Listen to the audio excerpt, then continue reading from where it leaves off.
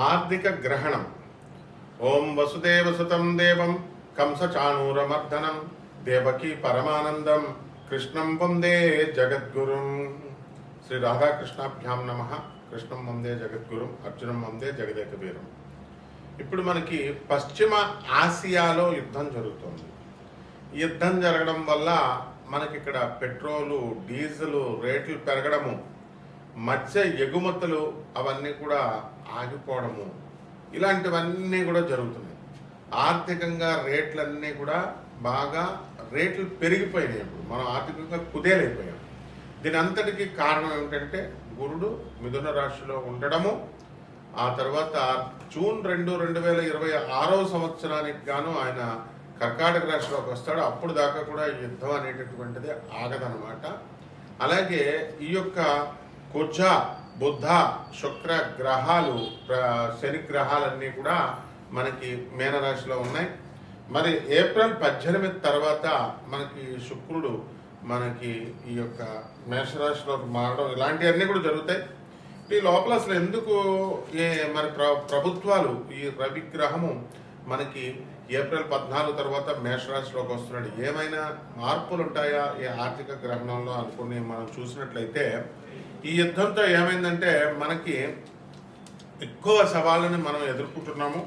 తర్వాత మన దేశం ముఖ్యంగా మనకు సంబంధం లేకపోయినప్పటికీ కూడా, అలాగే మన మూలధన పెట్టుబడులకు కానీ ఆర్థిక వ్యవస్థకు కానీ పెద్దగా మనకేమి నష్టం వాటిల్లలేదు.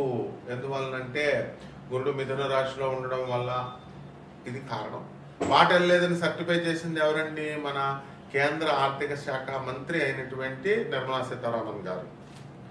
కాబట్టి ఈ యుద్ధంతో నష్టపోయేటటువంటి రంగాల్ని ఆదుకోవడానికి అవసరమైనటువంటి నిధుల్ని, వాటికి అలాంటి ఇబ్బంది లేదని కూడా ఆమె భరోసా ఇచ్చారు. ఇది శనీశ్వరుడు ఇస్తాడు మనకి. శని మనకి ఈ యొక్క మీనరాశిలో ఉండి వక్రించి ఉన్నాడు. కాబట్టి ఇంకా అవసరమైతే ఇంకో స్టెప్ ఏం చెప్పారు? భారత రిజర్వ్ బ్యాంక్ RBI కీలక వడ్డీ రేట్లను తగ్గించేటటువంటి అవకాశాలు ఉన్నాయన్నారు. ఈ యొక్క బుధగ్రహము మనకి ఈ వెసులుబాటులను మనకు కలిగిస్తుంది. ఇప్పుడు మనం గమనించినట్లయితే ఏప్రిల్ 10లో మీనరాశిలోకి బుధగ్రహం ప్రవేశిస్తుంది. ఏప్రిల్ 30 వరకు అక్కడ ఉంటుంది. కాబట్టి ఏప్రిల్ 30 వరకు మనకి యుద్ధం నుంచి వచ్చేటటువంటి ఫలితాల నుంచి మనం తప్పించుకోలేము. ఆ తర్వాత మళ్ళీ ఏప్రిల్ 30 తర్వాత మేషరాశిలోకి వచ్చిన తర్వాత మే 14 వరకు మనకు ఆర్థిక సంక్షోభం ఉంటుందంటే యుద్ధం ఖచ్చితంగా జరుగుతూనే ఉంటుంది.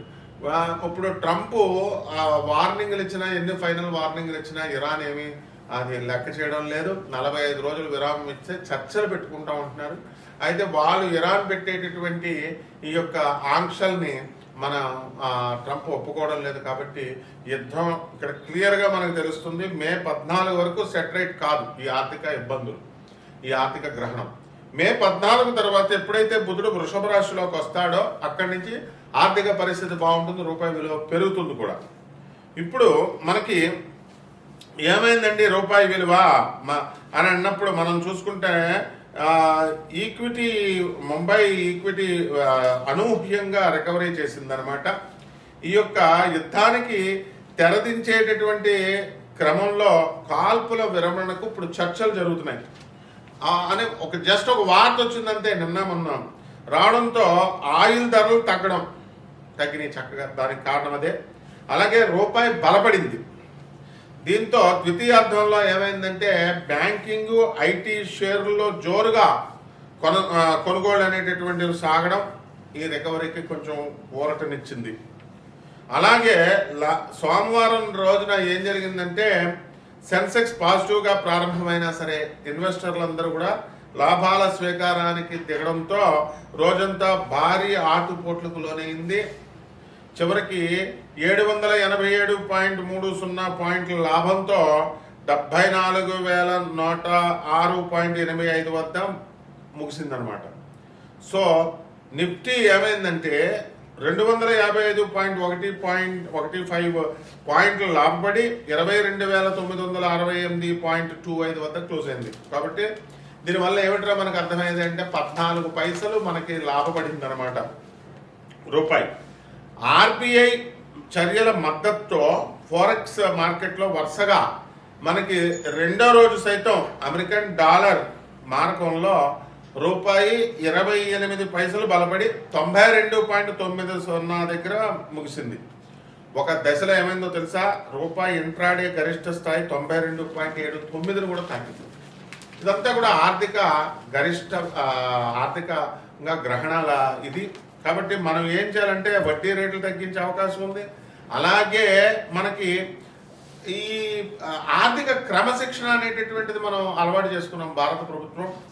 కాబట్టి ఆర్థిక క్రమశిక్షణ విధానాలు ఈ యొక్క వీటిలో అన్నీ కూడా మనకి డబ్బులు పడిపోయినా సరే భారతీయ ప్రజలందరూ కూడా దీనికి దోహదపడుతున్నాయి ఎక్కువ నష్టపోకుండా. దీనివల్లే మనకి పెట్రోల్, డీజిల్, ఎక్సైజ్ సుంకాలు తగ్గించడం, అలాగే కీలక పెట్రో రసాయన ఉత్పత్తులకి దిగుమతి సుంకాలు మినహాయించారు. అలాగే సెజ్జల్లో ఎగుమతుల కోసం ఏర్పాటు చేసినటువంటి కంపెనీలు తమ ఉత్పత్తిలో కొంత భాగాన్ని దేశీయ మార్కెట్లో అమ్ముకోవడం కోసం అనుమతి లాంటి అన్ని కూడా చర్యలు తీసుకుంటున్నారు. అంటే జాతకం చూడగానే గురుడు మిథున రాశిలో ఉన్నాడు, గురుడు 4వ ఇంట్లో ఉన్నాడు, 5వ ఇంట్లో ఉన్నాడు కాబట్టి నష్టాలు కలిగినాయి, ఇది కాదండి. సబ్జెక్ట్ నేర్చుకోవాలి. సబ్జెక్ట్ ఇది ఆర్థిక గ్రహణం అంటే చివరి వరకు చూడాలి. కేవలం ఏదో 3 నిమిషాలు ఇలా తిప్పేసేయడం కాదు దయచేసి.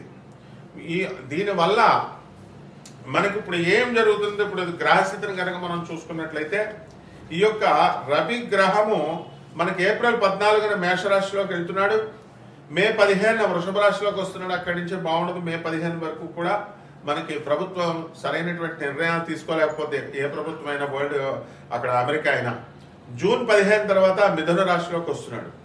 అలాగే శుక్రుడిని మనం తీసుకున్నప్పుడు మార్చి 25వ తేదీన మేషరాశిలోకి ప్రవేశిస్తున్నాడు. ఆ తర్వాత ఏప్రిల్ 19న వృషభ రాశిలోకి ప్రవేశిస్తున్నాడు. మే 14 మిథున రాశిలో ప్రవేశిస్తున్నాడు. కాబట్టి శుక్రుడి వల్ల మనకి బంగారము రేట్లు ఇవన్నీ కూడా దిగిపోయినాయి. ఇవన్నీ కూడా కొంచెం పెరగడానికి అవకాశాలు ఉన్నాయి కొద్దిగా.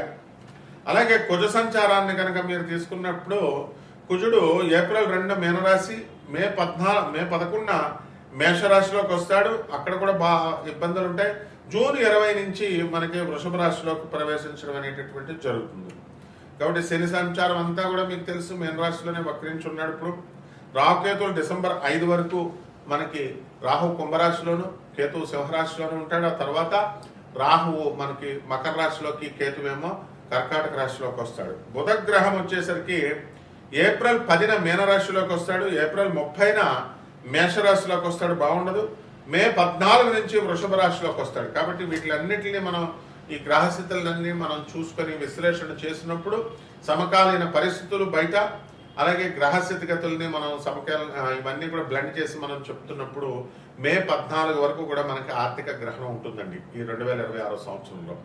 కాబట్టి అంతవరకు డబ్బులు బాధలు చాలా ఎక్కువగా ఉంటాయి అందరికీ కూడా. కాబట్టి గురుగ్రహము మనకి ఎలాగో ఇప్పుడు జూన్ 2న 2026 సంవత్సరంలో కర్కాటక రాశిలోకి వస్తున్నాడు కాబట్టి అక్కడి నుంచి బ్రహ్మాండంగా ఉంటుంది. ఇవన్నీ కూడా మనకి ఈ ద్వాదశ రాశుల వారి మీద ఈ ఎఫెక్ట్ అనేటటువంటిది ఉంటుంది. ఇవన్నీ మనము 12 రాశుల వారికి కూడా గోచార రీత్యా జరిగేటటువంటి, దేశంలో జరిగేటటువంటి, ప్రపంచంలో జరిగేటటువంటి సంఘటనలు మనం చెప్పాం. అయితే వ్యక్తిగతంగా మీ జాతకాలు కావాలి అనుకునేటటువంటి వాళ్ళందరూ కూడా మనకి నాన్ ప్రాఫిట్ దీంతో స్కీమ్తో, అంటే లాభాపేక్ష లేకుండా కేవలము మనం ప్రజలకి హెల్ప్ చేయాలి, సరైనటువంటి మార్గ నిర్దేశకత్వం చేయాలి అనేటటువంటి ఉద్దేశంతో మీ అందరికీ కూడా మీకు ఈ యొక్క జాతకాలు, పర్సనల్ జాతకాలు చెప్పడం జరుగుతుంది. అందువల్ల మీరు చాలా డిసిప్లిన్డ్గా, నిజంగా ఇంట్రెస్ట్ ఉన్నటువంటి వాళ్ళు మాత్రమే వాట్సాప్ నెంబర్కి పెట్టాలి. అంతేగాని ఇష్టం వచ్చినట్టు ఫోన్లు చేసేయడము, లేకపోతే ఏదో వెకిలిగా చేస్తే ఎట్టి పరిస్థితుల్లో కూడా ఊరుకోండి నేను. కాబట్టి we're ready to help you, we're ready to guide you. And మొట్టమొదటిగా మీరు వరల్డ్ నెంబర్ 1 ఆస్ట్రాలజర్తో మీరు డీల్ చేస్తున్నారు అనేటటువంటి విషయాన్ని గురువు గారితో అనే దృష్టిలో పెట్టుకోండి. ఎంతవరకు ఏ గురువు కూడా వాళ్ళ డైరెక్ట్ నెంబర్ ఇవ్వడు, నాది నా డైరెక్ట్ నెంబర్. కాబట్టి ఏమండి ఇదేనా అండి వాట్సాప్, డేట్ ఆఫ్ బర్త్లు పెట్టాలండి, ఏం పెట్టాలండి అని నన్ను అడిగితే నేను ఏం చెప్తాను, అదే మాట్లాడే పద్ధతి గురువు గారితో. కాబట్టి చాలా జాగ్రత్తగా, డిసిప్లిన్డ్గా మీ లైఫ్లు మారుతాయి గ్యారంటీగా. అలాగే మనందరం కూడా ఈ యొక్క గాణగాపుర యాత్ర వేస్తున్నాము చక్కగా. ఈ యొక్క ఛానల్ ఓనర్లు అయినటువంటి CEO మేడం అయినటువంటి కీర్తనా దేవరాయ, గారికి మీరు చక్కగా తర్వాత కాల్ చేసుకొని మనం గాణగాపురం రిజిస్ట్రేషన్స్ కూడా మనం చేయడం జరుగుతుంది, అవన్నీ చెప్తాము. కాబట్టి మీరు క్రమశిక్షణ ఉన్నట్లయితే మేము మిమ్మల్ని ముందుకు తీసుకెళ్ళగలుగుతాం. ఇప్పుడు ఈ జాతకాలు చెప్పేటప్పుడు నువ్వు కోటీశ్వరుడు అయిపోతావు, నువ్వు ఇదైపోతావు, నువ్వు ఈ పొగుడుతా ఉండవు. అప్పచెప్పించుకుంటాను మ్యాస్టార్ని నేను. ఈ మొత్తం వ్యాసం అప్పచెప్పించుకుంటారు. ఎవరైతే నాకు ఫోన్లు చేస్తారో వాళ్ళు నిర్మలా సీతారామన్ ఏం ఎఫెక్ట్ చేసింది, ఏం స్టెప్స్ వేసింది అన్నీ నాకు అప్పచెప్పించుకున్న తర్వాతే జాతకం చెప్తాను నేను. కాబట్టి ఇవన్నీ కూడా ద్వాదశ రాశుల వారి మీద అందరి మీద కూడా మీకు ఏ రకంగా ఏ ఒక్కొక్క రాశి వారికి ఏం జరుగుతుందో మనం చెప్పుకున్నాం. ధనుస్సు రాశి, ఈ ధనుస్సు రాశి వారికి అందరికీ కూడా పశ్చిమ ఆసియా ఖండంలో యుద్ధాలు, గల్ఫ్ కంట్రీస్ యుద్ధాలు, ఇరాక్, ఇజ్రాయెల్, అమెరికా యుద్ధాలు, వీటి వల్ల ఆర్థిక సంక్షోభం వచ్చేసింది. పైన గ్రహాలు ఆర్థిక గ్రహణం పట్టేసింది. కాబట్టి ధనుసు రాశి వాళ్ళందరూ కూడా మరి చక్కగా బ్రహ్మాండంగా మనకి సప్తమ స్థితిగతులైనటువంటి గురుగ్రహ ప్రభావం వల్ల అనేకమైనటువంటి లాభాలు మీకు వస్తాయి. భార్యాభర్తల మధ్య యుద్ధాలు ఇవన్నీ కూడా మీకు ఆగిపోయి బ్రహ్మాండంగా ఉంటారు. అయితే ఆర్థిక ఇబ్బందులు మాత్రం ఉంటాయి. భార్య ఒక చోట, భర్త ఒక చోట ఉండడము, వాళ్ళకి మెయింటెనెన్స్లు ఇలాంటివన్నీ కూడా చాలా ఉంటాయి. అయితే ధనుసు రాశి వాళ్ళ ప్రేమ వివాహాల్లో దిట్టలు ఎన్ని ఉన్నప్పటికీ కూడా ప్రేమలో మాత్రం వీళ్ళు చాలా తమ కార్యకలాపాలను కొనసాగిస్తూ ఉంటారు. విద్యార్థులు చదువులు పాడు చేసుకుని ప్రేమల్లో దూరకుండా చాలా జాగ్రత్తగా చదువుకోవాలి. ఇది నా ఉద్దేశం చెప్పడంలో. అలాగే అర్ధాష్టమంలో ఉన్నటువంటి శని, కుజ, బుధగ్రహ ప్రభావాల వలన మీకు అనేకమైనటువంటి అవాంతరాలు వస్తున్నాయి. పనులన్నీ లేటుగా అవడము, యాక్సిడెంట్లు అవ్వడము, అలాగే మేనమామల వల్ల సమస్యలు, చిన్న పిల్లల వల్ల సమస్యలు, ఆర్గ్యుమెంట్స్ ఇవన్నీ కూడా ఉంటాయి. ఆ రకంగా ఈ యొక్క ధనుస్సు రాశి వారికి అందరికీ కూడా తాము చేసేటటువంటి వృత్తిలో ఇంకా మంచి గుర్తింపు రావాలి అని కష్టపడి పనిచేయడం జరుగుతుంది. అయితే ఈ ధనుస్సు రాశి వారికి అందరికీ కూడా మరి కేతువు భాగ్యములో ఉన్న కారణంగా మీకు విదేశాల నుంచి మంచి లాభాలు, విదేశీయులతో లాభాలు ఇవన్నీ కూడా జరుగుతాయి. అండ్ సర్జరీస్ ఇవన్నీ కూడా జరిగినప్పటికీ కూడా మీకు మంచిగా ఆరోగ్యం మెరుగుపడిపోవడం అనేటటువంటివి జరుగుతాయి. ఇక మీడియా రంగంలో ఉన్నటువంటి వాళ్ళకి, సినీ సంగీత సాహిత్య రంగంలో ఉన్నటువంటి వాళ్ళందరికీ కూడా బ్రహ్మాండంగా ఉంటుంది. వ్యాపారాల దగ్గరికి వచ్చేసరికి గోల్డ్ షాపులు, బట్టల షాపులు, బిజినెస్లు చాలా అద్భుతంగా ఉంటాయి. ఫ్యాన్సీ స్టోర్స్ ఇవన్నీ కూడా. అలాగే విద్యా వ్యవస్థలు అంటే స్కూల్స్, కాలేజెస్, హాస్పిటళ్ళు ఇవన్నీ కూడా బ్రహ్మాండంగా ఉండడం అనేటటువంటివి జరుగుతాయి. ఇకపోతే గుళ్ళు, గోపురాలు అనేటటువంటివి ఎక్కువగా ఈ ధనుసు రాశి వారు తిరగడం అనేటటువంటివి జరుగుతుంది. కాబట్టి ఏ విధమైనటువంటి భయం లేకుండా ప్రతి తీర్థయాత్రకి మీరు చక్కగా వెళ్ళండి. అలాగే ఇక్కడ ఒక యాత్ర చేస్తున్నామంటే ఒక ప్రయోజనం ఉండాలి. మొట్టమొదట కేవలం ఏదో అష్టాదశ శక్తిపీఠాలు తిరిగేస్తున్నాం, వెళ్ళొచ్చేస్తున్నాం, మేము ఏం చేస్తారు, దర్శనాలు చేసేస్తే అయిపోతాం. ఒక పర్పస్ అనేటటువంటిది ఉండాలి. ఆ పర్పస్ కోసం మన ఛానల్ ఓనర్ అయినటువంటి మేనేజింగ్ డైరెక్టర్ అయినటువంటి గాంధీ గారు, మరి CEO మేడం అయినటువంటి కీర్తనాదేవరాయ గారు, వీళ్ళు గాణగాపురం యాత్ర ప్రవేశపెట్టారు. ఈ యాత్ర నిమిత్తమయ్యి మనందరం కూడా ఏసీ బస్సుల్లో మనం వెళ్తాం. మే ఎండింగ్కి, ఎండాకాలం అని అప్పుడే ఆలోచించారు వీళ్ళు చక్కగా.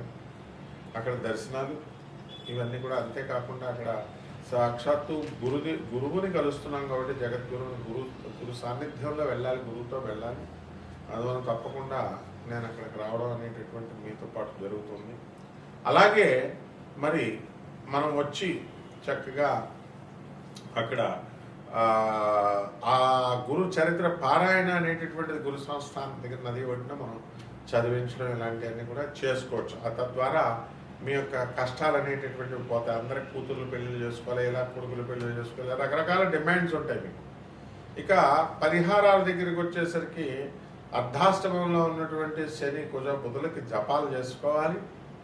అలాగే బుధుడికి మెయిన్గా కాబట్టి కుజుడికి కందులు కిలోంపావు కందుల్ని, కిలోంపావు పెసల్ని, పేద బ్రాహ్మణులకి దానం చేసుకోవడము, కుజ జపము, బుధ జపము చేసుకోవాలా. ఓం శరవణ భవ అనేటటువంటి మహామంత్రంతో మీరు జపం చేసుకోవడం ద్వారా బ్రహ్మాండంగా ఉంటుంది. మీకు శుభమస్తు.